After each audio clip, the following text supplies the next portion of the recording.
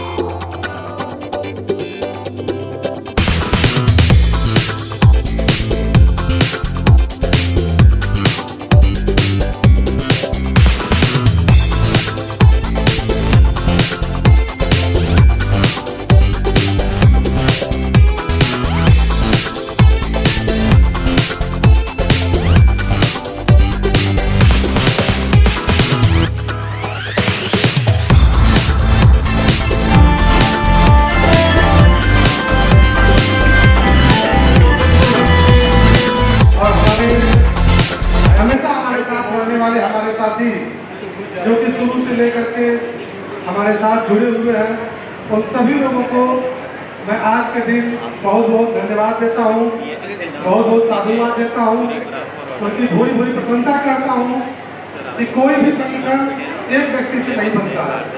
तो हमारे सारे साथी जो संगठन से जुड़े हुए हैं या नहीं भी जुड़े हुए हैं, वो अपने किसी कारण से अपने विकास के कार्यों से किसी और जगह पे कार्य कर रहे हैं, लेकिन फिर भी उनका योगदान संस्थान के लिए भुलाया नहीं जा सकता है। निश्चित रूप से वो सभी आज के इस कार्यक्रम में बहुत बहुत बधाई के पात्र हैं, क्योंकि उनके कारण ही आज संस्था यहाँ पहुँची हुई है और हम सब उनको आज से यहाँ आज इस मंच से धन्यवाद देते हैं।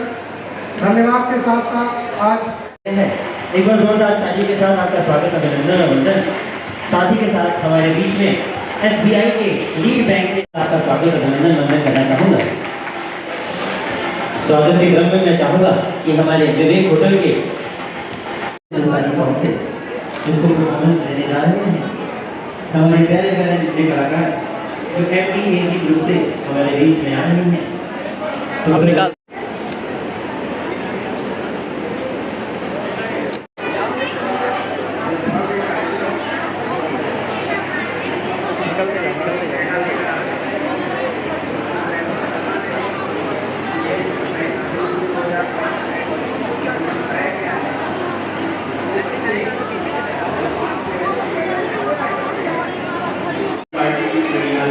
मौजूद हैं, मैं चाहूँगा कि आप जोरदार तालियों के साथ उनका स्वागत करें।